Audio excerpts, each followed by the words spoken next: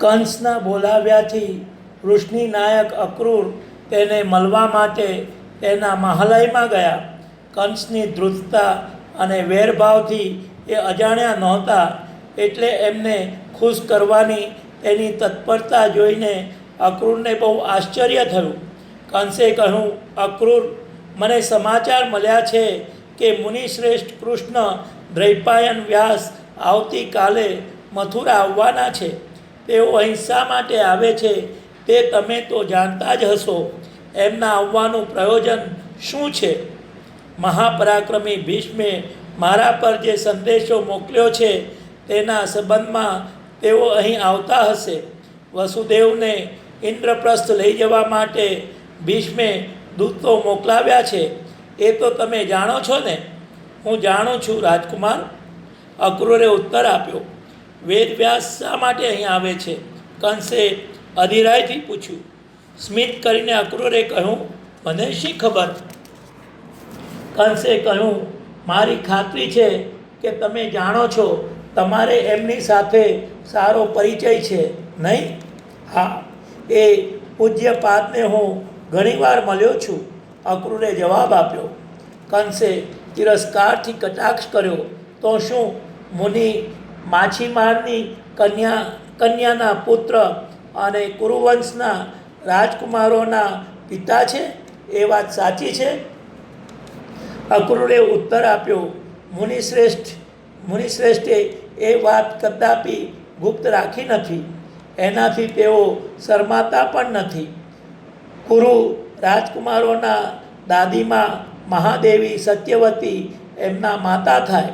માછીમારના પુત્રી હતા ત્યારે એમની કુખે ભગવાન વ્યાસનો જન્મ થયો હતો. આપ જાણતા તો હશો જ કે પૂજ્યપાદ મહર્ષિ વશિષ્ઠના પૌત્ર મુનિ પરાશર એમના પિતા થાય. દેવી સત્યવતી એમના યૌવનકાળે લોકો કહે છે એટલા બધા સુંદર હતા ખરા? કંસે મર્મમાં પ્રશ્ન કર્યો. હવે એ કેવા દેખાય છે?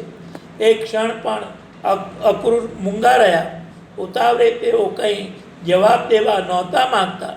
પછી તેમણે કહ્યું, મહારાજ, મહાપ્રતાપી સામગ્રી જેવા દેખાય, બરાબર તેવા જ દેવી સત્યવતી દેખાય છે. રાજકુળને અજવારે એવા ગૌરવ અને જ્ઞાનના મૂર્તિમંત અવતાર સમાય છે. કંસને આ બધી વાતની બરાબર ખબર હતી. તે છતાં આવી રીતે એ પ્રશ્ન કરતો સાંભળીને અક્રૂરને રોષ ઉપજ્યો. આ ભીષ્મ બહુ વિચિત્ર વ્યક્તિ છે, નહીં? પોતાના વૃદ્ધ પિતા એક માછીમારની દીકરીને પરણી શકે એટલા માટે આજીવન અપરણિત રહ્યા. અક્રૂર જે સ્ત્રીને પૂજ્ય ગણતા હતા તેને માટે અપમાનકારક વચનો કાઢીને તેને ચીડવવાના ઉદ્દેશથી કંસે કહ્યું. આત્મસંયમ જાળવવા એક ક્ષણ પર અક્રૂર ચૂપ રહ્યા. પછી બોલ્યા, રાજકુમાર, આ કોટીના મનુષ્યોને તમે સમજી ન શકો તે હું સમજું છું, પરંતુ આર્યશ્રેષ્ઠ ભીષ્મને મન એમના પિતા શાંતનુ રાજા સાચે સાચ દેવ હતા, નામ માત્રના નહીં. એક પર કંસ અક્રૂર સામે તીક્ષ્ણ નજરે જોઈ રહ્યો. અક્રૂરના કથનમાં સમાયેલા તેણે પોતાના પિતા સાથે ચલાવેલા વર્તન પર્વત્વેનો કટાક્ષ તે સમજી ગયો. એ બોલ્યો, પણ એ બધાનું પરિણામ શું આવ્યું? શાંતનુના બીજા 2 પુત્ર નિસંતાન મૃત્યુ પામ્યા અને પછી મહારાણીને મુનિ થયેલા પુત્રની સહાય માંગવી પડી, નહીં? અને એ વ્યાસ મુનિ ધૃતરાષ્ટ્ર અને પાંડુના જન્મદાતા બન્યા, ખરું ને?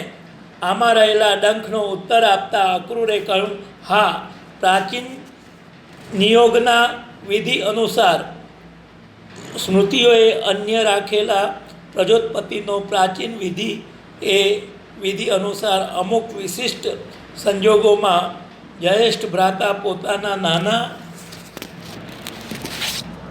ભાઈની વિધવા દ્વારા સંતાન ઉત્પત્તિ કરી શકતો. ગૌતમ 18 મનુ 9 અને પછી કૌટિલ્ય એક નારદ વ્યાસી મહાભારતમાં એનો ઉલ્લેખ છે. એકાએક જાણે અક્રૂરને ખુશ કરવા માંગતો હોય એવો ભાવ ધારણ કરીને કંસે કહ્યું, જુઓ વૃષ્ણિ શ્રેષ્ઠ, મને સાચી વાત કહી દો. થોડાક મહિના પહેલાં તમે હસ્તિનાપુર ગયા હતા ખરું ને? કુરુકુલના 2 રાજપુત્ર ધૃતરાષ્ટ્ર અને પાંડુ, તેમાં ધૃતરાષ્ટ્ર અંધ છે એટલે હસ્તિનાપુરના સામ્રાજ્યની ગાદીએ ન આવી શકે. બીજો પાંડુ નિર્ભર અને રોગગ્રસ્ત છે. બંનેમાંથી એકેયને સંતાન પણ નથી. તો એ બંનેના મૃત્યુ પછી સામ્રાજ્યની શી દશા થશે?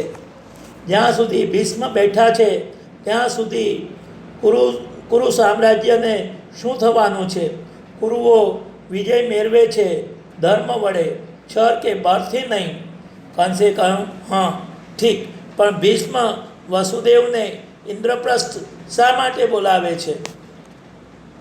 મને તો બુદ્ધાની કાંઈ ચાલબાજી હોય એમ લાગે છે.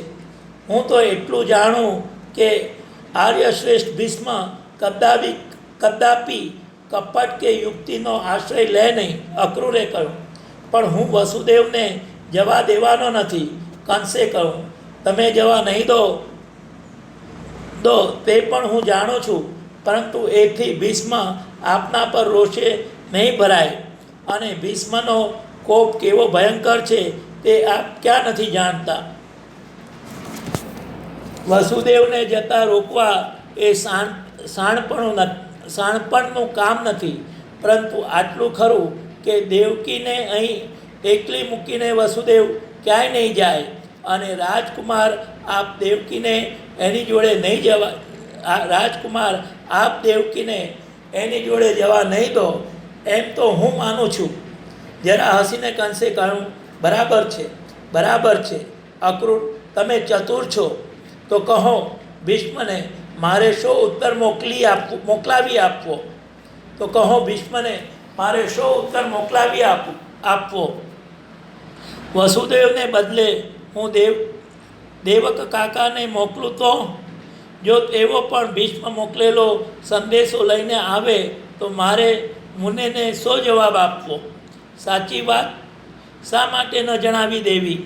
અક્રૂરે કહ્યું, વસુદેવ અને દેવકીને તો તમે ત્યાં નહીં જ મોકલો, કારણ કે એમને ત્યાં મોકલો તો એ પાછા નહીં જ આવે અને એમનું સંતાન તમારી હત્યા કરે એવો તમને ભય છે. રોષપૂર્વક કંસ બોલી ઉઠ્યા, મૂર્ખ જેવી વાત ન કરો. મારે શા માટે એ બધા વિચાર કરવા જોઈએ? બધા જ એ વાત જાણે છે. હસીને અક્રૂરે કહ્યું, જુઓ અક્રૂર, ચતુરાઈ કરવી રહેવા દો. હું તો એમ ઈચ્છું છું કે વસુદેવ પોતે જ જવાની ના પાડે. દેવકીને અહીં મૂકીને જવું તેને ગમે જ નહીં. એને બદલે તમે પોતે જાઓ તો કેમ? ભીષ્મને પણ એથી સંતોષ થશે. ફરી અક્રૂર થોડીવાર મૂંગા રહ્યા, પછી બોલ્યા, આવતીકાલે હું મુનિને પૂછી જોઈશ. ઓહો, હા પાડશે તો હું જઈશ, અને જો ના પાડે તો? ક્રોધપૂર્વક કંસે પૂછ્યું, તો હું નહીં જાઉં. શાંતિથી અક્રૂરે ઉત્તર આપ્યો, તમે નહીં જાઓ તો પરિણામ શું આવશે તે જાણો છો?